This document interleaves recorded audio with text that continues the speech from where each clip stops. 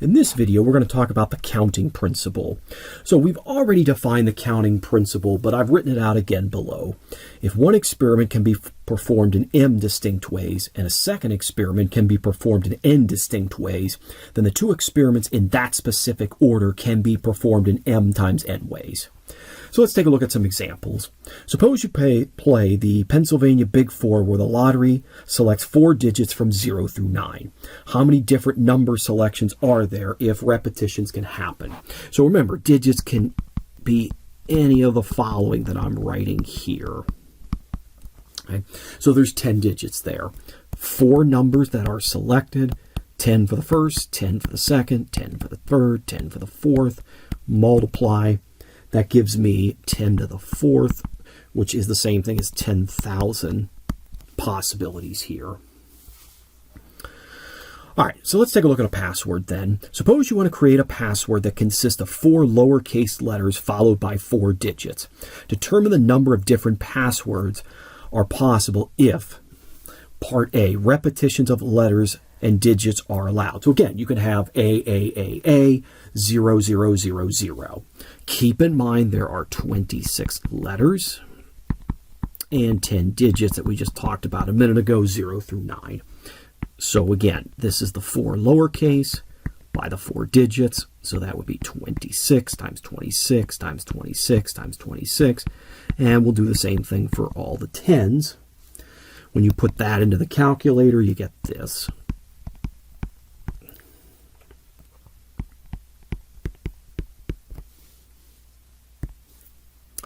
Okay, part B, repetitions of letters and digits are not allowed. So let's write out our 8 spots. So again, 26 to start, can't have a repetition, so I only have 25 letters to choose from, then 24, then 23. Digits, same thing, 10. I can't repeat, so that's 9 times 8 times 7. When I multiply those numbers together, I get this.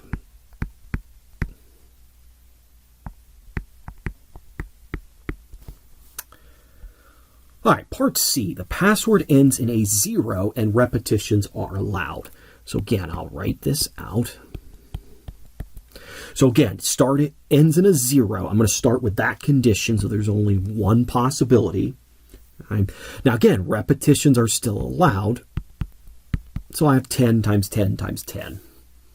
And no conditions with the letters, so that's just going to be 26 times 26 times 26 times 26 because repetitions are allowed. Put that into the calculator, you get this.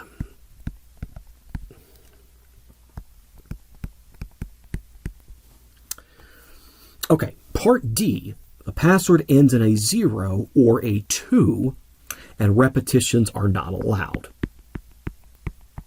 So again, you have either the 0 or the 2. That's 2 possibilities. Remember, you're only picking one of those digits. So then that leaves me with 9 possibilities.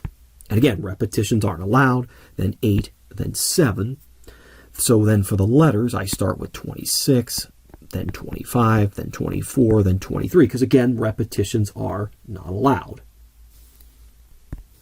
And when I multiply, I get this.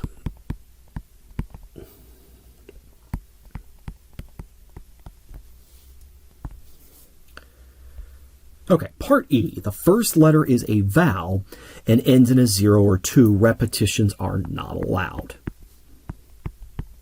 So remember, our vowels is A, E, I, O, or U. So there are 5 vowels to choose from. Again, I'm only selecting one of those vowels in that spot. So 26 minus 1, that goes back to 25, then 24, then 23. Ending in a 0 or a 2, that goes back to 2. But remember, I'm only picking one of those digits, not both. So that leaves me with 9, then 8 times 7. Multiplying those numbers together, I get this.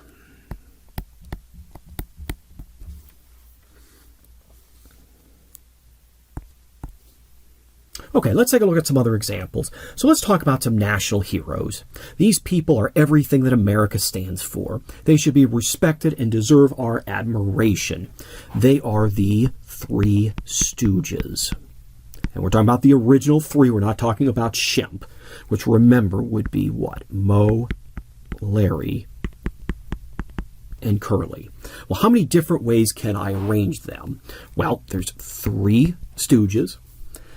The very first choice could either be Moe, Larry, or Curly. That gives me 3.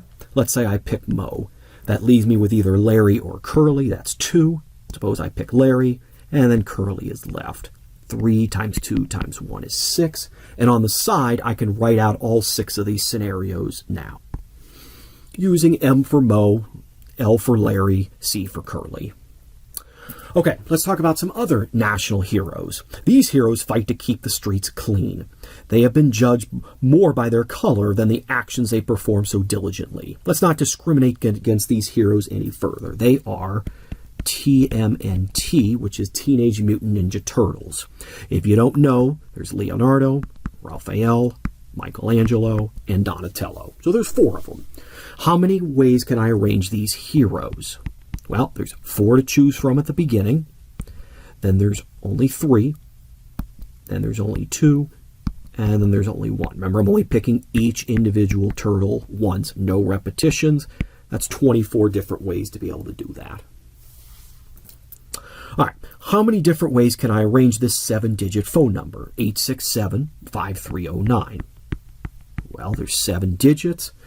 So I start with 7, then I pick. Then there's 6 to choose from, then 5, then 4, then 3, then 2, then 1. Multiply together, I get 5,040 different ways to rearrange those 7 numbers. Okay. So the examples that I used here is what is called the n factorial. Well, n factorial is this. It's n times n minus 1 times n minus 2 times n minus 3 times 3 times 2 times 1.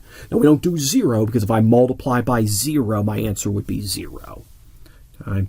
All right. So, an example, 5 factorial, that's the same thing as 5 times 4 times 3 times 2 times 1. Multiply those together, that's 120. 6 factorial is really 6 times 5 factorial, but I can write that as 6 times 5 times 4 times 3 times 2 times 1, and that's going to give me 720. 1 factorial is easy to write, that's just 1. Now, for 0 factorial, let me show this very quickly. We know that n factorial is equal to n times n minus 1 factorial, and that's what I tried to show here. Divide both sides by n, and then we're going to let n equal 1. So every time I see an n, I'm going to replace it with 1. 1 factorial divided by 1. 1 minus 1, that's 0 factorial.